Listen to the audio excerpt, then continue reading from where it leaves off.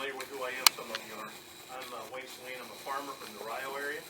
I've been a farmer my whole life, essentially. I'm 56 years old, and I started farming when I was a kid. I used to be a livestock and grain farmer, and now I'm just a grain farmer, which gives me the time to do what I'm trying to do here.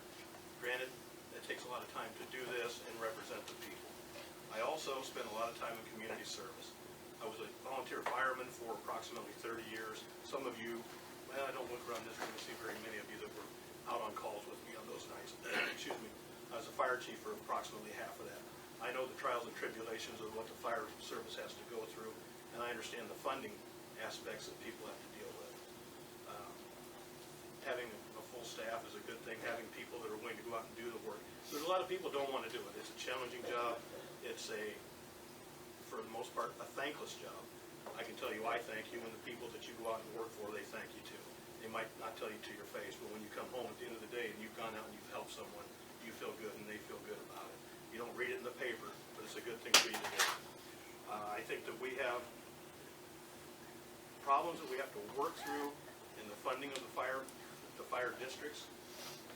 The pension program is an issue, but we can solve that if we all just decide to have an understanding that we can move forward, not backwards. You can't move backwards. What we have is what we have. But if we're going to maintain the public safety that you have and the goodwill of the community, we have to work together and come up with a solution so that we can maintain the ability to go out and serve the people of your fire district, as well as all the other fire districts in this area, and not just the professionals, but the volunteers, because they provide a service as well. Not to the same level that you guys do, because they don't have the training, but they go out there and they risk their lives on a daily basis when they get called to. So things are a challenge. The state has made a mess of a lot of our issues, but those things can be fixed. And the way we fix those is changing our environment. We have to go out and start creating jobs. We have a toxic environment here in the state of Illinois. Nobody wants to come here and start a business. Nobody wants to keep their businesses here, and people don't even want to stay here and live. We're the #1 in the country for people leaving our state. 105,000 people left our state last year. We have to change that. We need to get those people coming back in here. If we start creating those jobs, they will settle in towns like Galesburg, because we have a great structure here. You have rail, you have interstate, you have close access to 2 rivers. These are things that are going to bring businesses in if we can change the structure. We have to change regulations, we have to change restrictions, and we have to change the taxation that we put on these businesses. It's just not conducive for these people to come here. We need to change that. We get these businesses coming back in here. We generate a revenue base that allows us to continue to fund the programs that we need here in the state of Illinois and pay our bills. If we don't do that, we're never going to be able to get out of the hole that we're in. And cuts won't get it done. We have to start generating revenue. Cuts are going to be necessary, but until we generate revenue, it won't happen. Tax increases? No, that's not really a solution. People are really leery of government right now because a few years ago we had a 66% tax increase. What did people do with that? What did the state do with that? They spent it. They didn't pay their bills. They created new programs. So the voters and the government have a huge disconnect right now, and we need to get that back together. If we're going to have a tax increase that I will support, it has to also be shown that we are going to make cuts. So we don't make cuts, I can't justify an increase. It's just not fair to the taxpayers. They won't trust us. We can't do that.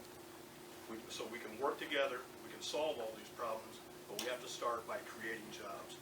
Because when we create jobs, we get people off of state aid, which reduces the expenditures from the state. We increase revenue coming in to the cities and the state. We can pay our bills. We can work out of this hole, but we have to work together. We've got to make solid changes that people can trust that we're going to do, and that's where we start. Change the regulations, change the restrictions, and change the tax basis that we put on these businesses that are driving us out here. The youth is what's leaving our state, and we're going to get into an even bigger hole down the road because these people are going to other states, finding jobs, starting families, and they're not going to come back. We have to change that. Fire department is to me, essential part of a community that will bring businesses in. You have to be able to show that you have public safety that is viable and successful. And you guys have been very, very good here in Galesburg. But we have to maintain the ability to fund those, and that's where we go through this, getting the jobs. I know that Don had a really good program going, excuse me, when he had the state program for funding. The state is in such a dire strait right now that they swept that away, and it's not there. But if we solve these problems and start creating those generating those revenues, I'm all in favor. I would like to get that reinstated. I think it was an essential aspect to maintaining public safety. Like my little volunteer fire department, we got personal protective equipment that it took us from the Stone Ages to being actually halfway safe.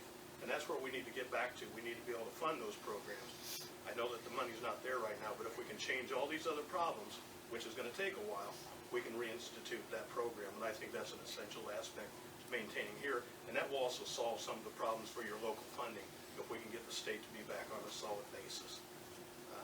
I know it's a hard problem to talk about, but pension is going to have to be addressed. We've got to move forward. We've got to find a way to make us understand or to come together with an agreement that everybody can settle on and say this is a good program for everyone. It's just going to be a necessary evil as we move forward.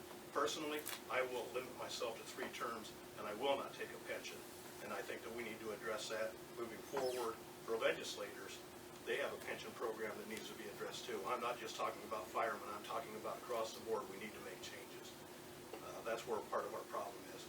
We have some people that are going to come out of state legislature after being there for 40 years, and they're going to make way more money than any of us in this room are going to get paid in a year. And it's supposed to be a part-time job. This state representative, state senator, I think we need to change that. I will not take a pension. I will not take insurance, and I will self-limit myself in 3 terms. So whether the state goes down that road, that's what I'm going to do. And I really would like your support. I think I can do great things to help these things going. I know that we need to make these changes with the regulations and the taxes, because if we don't grow jobs, we've got